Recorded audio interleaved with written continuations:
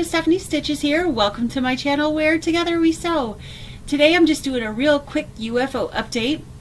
I've been working on several things. My designer mystery quilt from Pet Quarter Shop from 2020, which was made with the Lella Boutique Bloomington fabric. I don't have the blocks up behind me anymore. I took them down. I didn't get very far this week on that. Actually, I didn't get anywhere at all except to take the fabric for the setting blocks and the finishing out of the box and iron it. I didn't get a whole lot done this week, so it's kind of a sad UFO week for me. But I got a few things done. I do have my blocks up from the Coriander, A Very Coriander Christmas, which is out of this book. Block of the month. This was from a couple years ago, but the book is still available on Coriader's Etsy shop, and quilt shops will have this still. You can still get this book. So I have the blocks that I finished up behind me. I had 3 finished as of last week, and then I finished this one. So this is the 4th one, and that's pretty much all I got done besides the blue block, which is new up here on my design board or design wall behind me. The blue block is made with Camille Ross Kelly's new line, Nantucket Summer. Camille designed fabric with her mother. It was Bonnie and Camille from Moda. Bonnie has retired, and now Camille is striking out on her own, which is awesome. I'm glad she still decided to keep going even though her mom wanted to retire. So that's her first solo line, and it's absolutely gorgeous. I love the blues, so it definitely appealed to me. That's a block of the month that I'm doing also through Fat Quarter Shop, and that's going to be kind of an ongoing thing for the next year, but I just wanted to put up the first block because I want you guys to see the fabrics if you haven't seen it yet and you're interested in Nantucket Summer, because they're beautiful. That block came out so good, and hopefully, fingers crossed, I'll be able to keep up with this block of the month so it won't turn into a new UFO that I finished 2 years later. So anyway, this week has been a lot of prep work for an upcoming retreat and a lot of things with the kiddos, and they're going back to school soon, so getting all of that ready. So it's been kind of a crazy week, so I didn't get a lot of personal sewing done, but I got that block and I got this block done. I did have a couple questions about how to use what we lovingly call magic juice, but the Acorn Easy Press precision piecing system. So I haven't completely pressed this block yet. I have one seam that I left unpressed, so I'm going to show you guys how to do that using the pressing pen, because I have gotten a few questions about it. So give me just a second and I will set that up and you guys can see how to use the pen, just because I use it all the time and I get a ton of questions, so I thought maybe this might be helpful for you. So give me just a minute. Okay, so here I have my quilt block, and I've got the pressing pen right here. And let me grab the liquid. Alright, so if you're brand new to using the Acorn piecing pen, first thing you need to do is grab your liquid, the Easy Press fabric treatment, unscrew the end of your pen, the side that's away from your cap, and you're going to open your liquid and fill this pen up.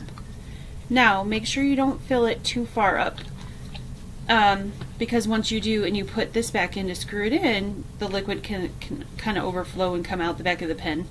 Ask me how I know. I've done it 1 or 2 or 5 times. Okay, so to get started, you can use this liquid. This is similar to like a Best Press. It's a starch alternative concentrate that you put right on your seams, and then you can iron your seams and it makes them super duper flat. Most people do not believe me until they try it for themselves. And they try it for themselves and then they get hooked, and a lot of people have said thank you for hooking me because I love it, so you're welcome. So I'm gonna put mine, you could, like I said, you could put it on the front or the back. I'm gonna put mine on the back. This is the seam I have not ironed yet. So the rest of my seams I've ironed. They're all nice and flat. So to get it started, if you've never used it before, and I didn't think about telling you guys this, but mine's got liquid in it already because I just used it pressing this block a bit ago. If you've never used it before, to get the liquid to come out, this tip you push down on, and that's how you get the liquid to come out. So you're going to need to push down on it probably 3, 4, 5 times to get it started. But once you've got it started and the tip is wet, it stays slightly damp even between uses, and so then you probably only have to push down on it maybe 1 time to get the liquid to come out. And it stays pretty wet, so like you can do this whole seam without having to take more liquid out. But if you need to, as you go along, you can press down again and make the liquid come out. But a little bit really does go a long way. So I've got that all on my seam. And now what I like to do, and you don't have to do this if you don't want to, but make sure you've got a hot iron ready to go. I like to flip it over in the direction I want it to go and just finger press it. You don't have to though, like I said, but I'm gonna finger press it.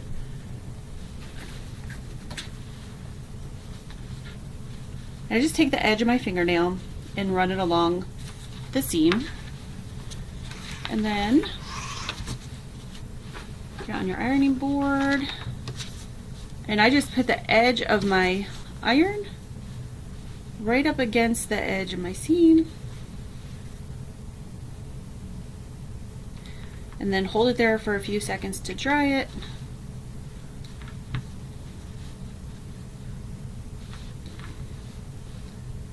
And that's really all you have to do.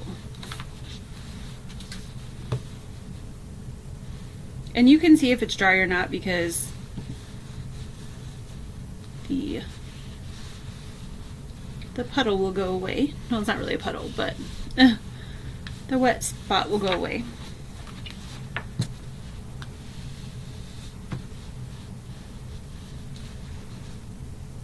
But I love how flat it makes my seams. Like I said, you just kind of hold it there, get it dry. If you're a starcher anyway or a best presser, you know the difference between fabric that hasn't been treated and treated, so you'll be able to tell the difference right away. Okay, so that's all you need to do, and then you've got a really flat block. I love the Magic Juice, what we lovingly call it, but the Acorn Easy Press pen and solution.